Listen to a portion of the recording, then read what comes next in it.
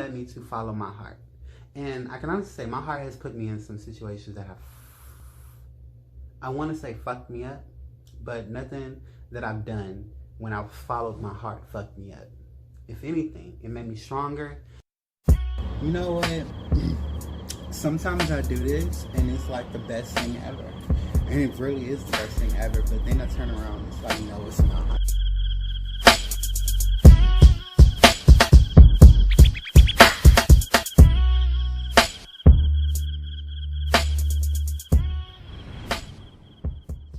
So I'm usually make videos. I like to say that I make videos dedicated to like spirituality and things like that.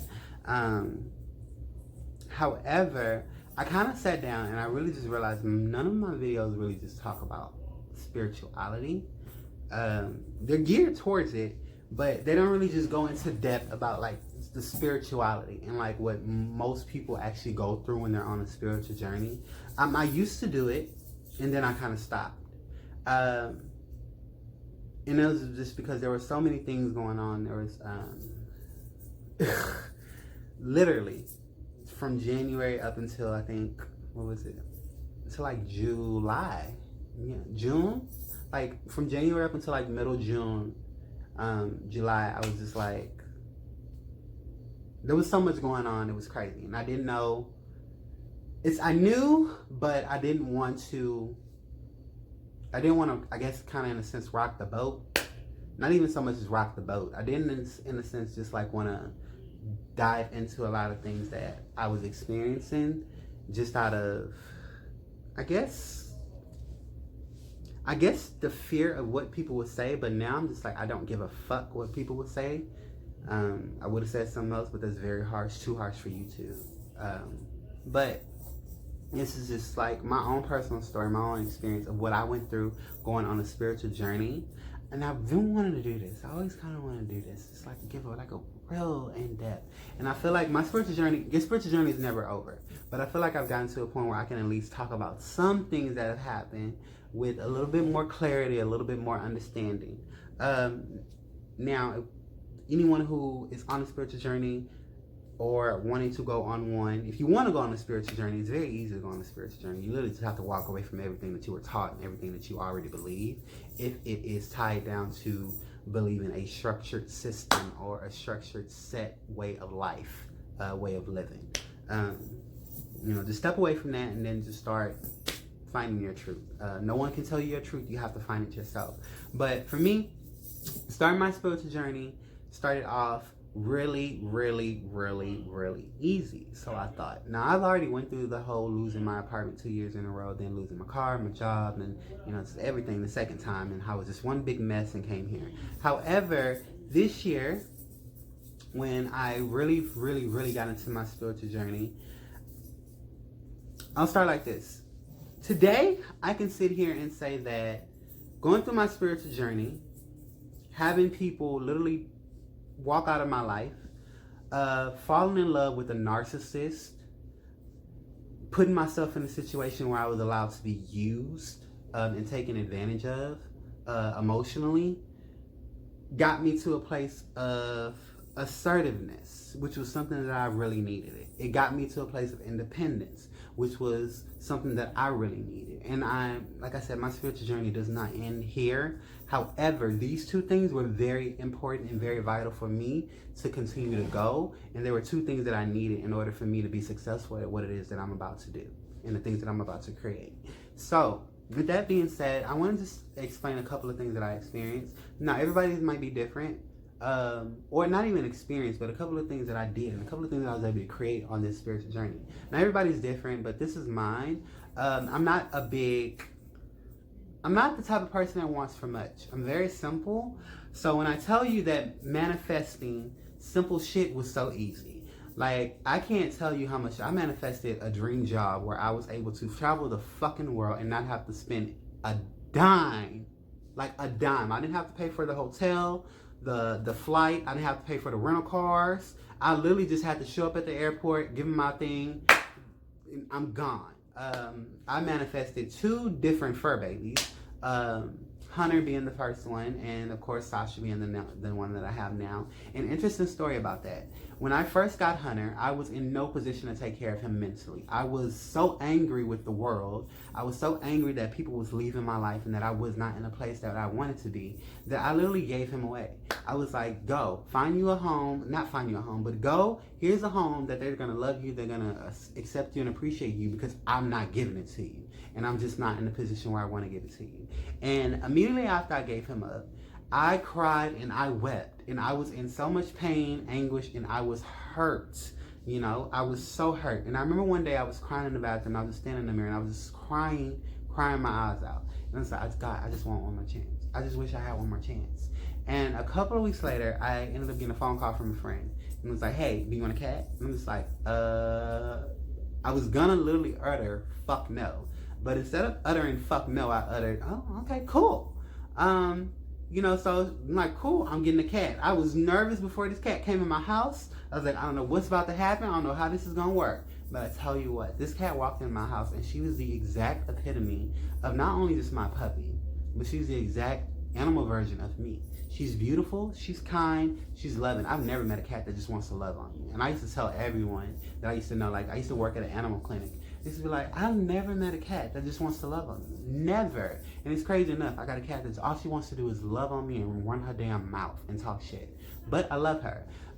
She's the most amazing creature, and she's perfect for me. And I'm so blessed and I'm so thankful to have her. A couple of other things that I've been able to manifest. I've been able to manifest. I'm not even going to tell you a couple of other things. I'm going to tell you one big thing that I was able to manifest. Or not manifest. I'll tell you one big thing that I was able to experience on my spiritual journey. And this is when I really just kind of like hit me about what it is that I'm going through, or just like how God has my back in a sense, not in a sense, but just how God has my back and he's watching me. He's always making sure that I'm good and I'm straight. My story is my story and my experience is my experience. My feelings are my feelings. So I fell in love with a narcissist. And I mean that in no way disrespect and or harm. I've fallen in love with a couple of narcissists before, but this time was a little bit different. I've put myself in a situation where I was emotionally... I put myself in a situation where I was giving to others who weren't emotionally available to me.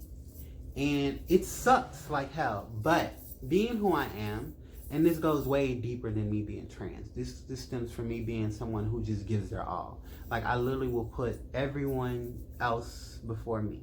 And I realized that this year. So I put myself in a situation and ended up literally having to dig myself out of it.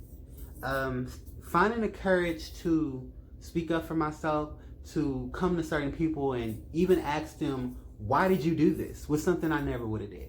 But I found myself actually doing that. And the response I gotten was the response that I wanted. However, the response I got was the response I needed. It was the response that I needed in order to... It literally kind of felt like a joke went through my body. It kind of felt like... metaphorically, kind of felt like these balls dropped down to my knees and was just like, hold up. I'm not no bitch. No one's ever gonna play me like no bitch. You know, it kind of like went to one of those things, but not in the sense like I want to go out and do some destructive things. It kind of went to a sense of, oh, okay, well, now I know what to do now. And the funny thing about that is the day after, literally the day after, I ended up meeting someone, and this person came into my life and she literally started giving me within like...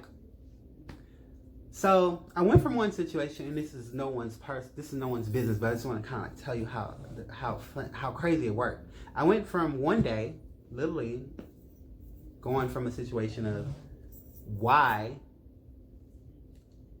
wasn't I like chosen, to someone literally showing me everything that I asked for, literally taking you out, showing you public affection, which it's not something that I really needed, but literally screaming and getting upset at me because I didn't want to show affection in public. Well, it wasn't screaming, but it was like kind of like, but it was kind of like one of those things where it's like, this person won't give you what you want. So guess what? I have someone else who will. It was like, damn. Okay. Okay. Cool. So, oh, he's so sweet. I'm sorry. My bad. I had a moment. I had a real life moment just now. Like a real life moment. But, nonetheless, going on a spiritual journey is not easy. There's a lot of things you have to...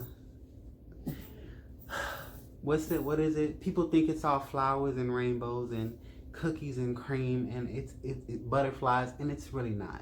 There's pitchforks and fires, there's horns, there's storms, there's a devil, there's God, there's angels, there's light, there's darkness, there's hair pulling, there's punches, there's kicking, there's screaming, there's tears, there's snot, there's everything ugly that you can think of. But the beauty comes once you're able to walk through all of that. You have to face whatever it is that you're running from, and that's what a spiritual journey is. You have to face every single demon that is holding you back. I used to have a problem with smoking weed. None of that other stuff. And I used to honestly think that it was something that was like, everyone does it. It's okay. And this is not to say that it's bad. My usage of it is what was bad. And nothing in this world, there's good and bad in this world. Too much of a good thing can be bad for you. I said too much of a good thing. Yes, I said weed is good for you. It calms you. It helps you not slap that bitch over there who's looking at you at the side of your neck and she don't know you about that life.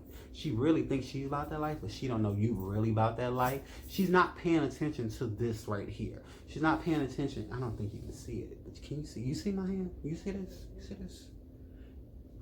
Fuck this. You see this right here. You get to move. Okay? But too much of a thing can harm you. It can be destructive to you, and it can be very, very, very detrimental to where you need to be going. And it was something that I didn't want to see. It was something I didn't want to face. And it was something that I had to see and I had to face, to the point where I was like, you know what? I don't even want it no more. I don't even want to do it no more. Because literally I got to a point where my body and my mind just started being more peaceful without it than I was with it. And if you take any message from this video, is take this. If you're at peace without it, you don't need it. But if you're miserable, and this isn't for substances or whatever, if you find yourself at peace without whatever it is that you felt you needed to thrive, you don't need it. You don't need anything in this world. That's the one thing that you'll find out. I used to think that I used to need a lot of things in this world to keep pushing. I don't need anything but myself and God. You don't need anything in this world. If you can literally take yourself away from whatever it is that is keeping you in a place of non-growth, if you can take like at least a week.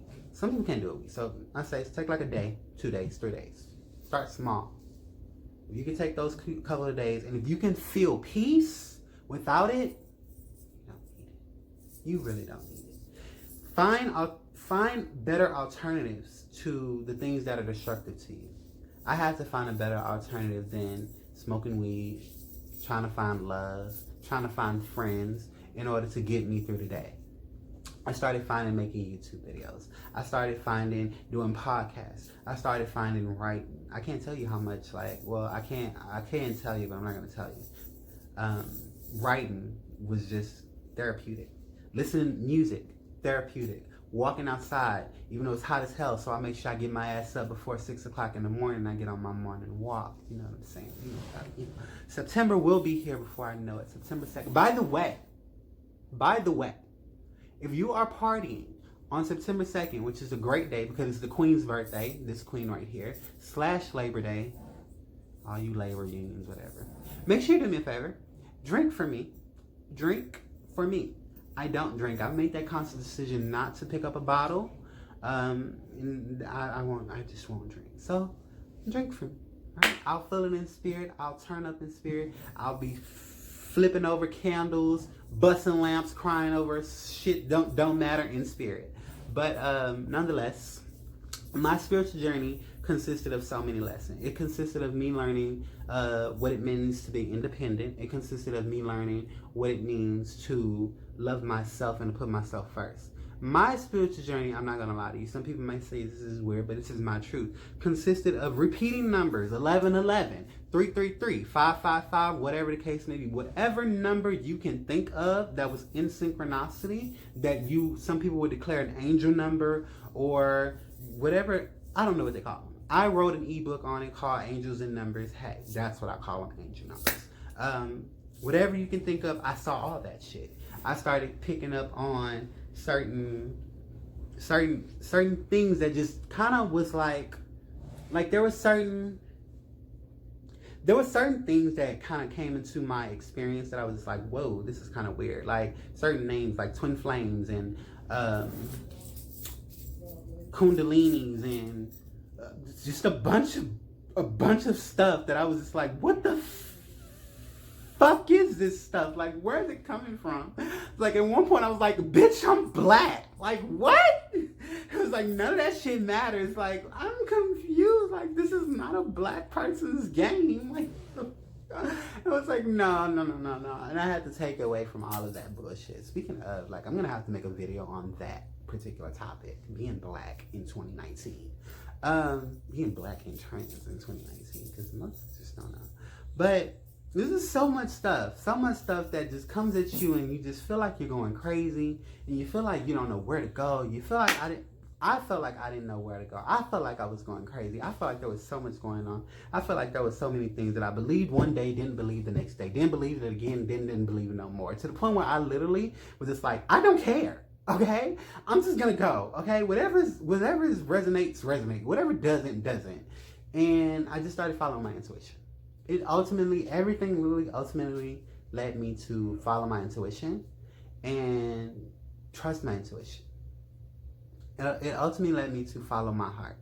And I can honestly say my heart has put me in some situations that I want to say fucked me up, but nothing that I've done when I've followed my heart fucked me up. If anything, it made me stronger.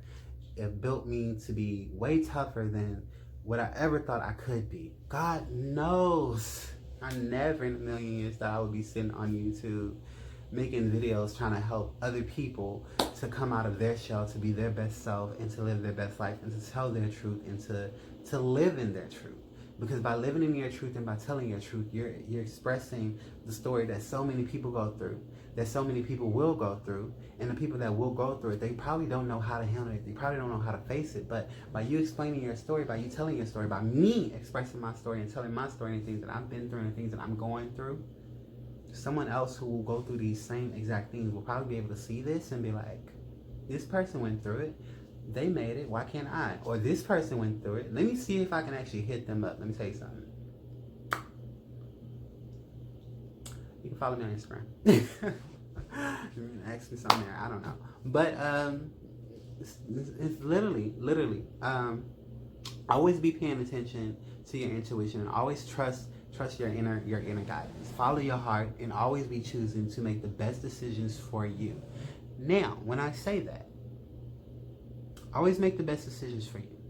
However, and I cannot express this enough, always be compassionate to others. Always be honest to others. Always be kind and always be loving. To yourself first, obviously, because you can't do these things if you can't be honest with anyone else if you aren't honest with yourself. And just as I said that, something kind of hit me about some situations, but whatever. Always be honest with yourself so that you can be honest with others. Learn to love yourself for exactly who you are, right? And with that being said,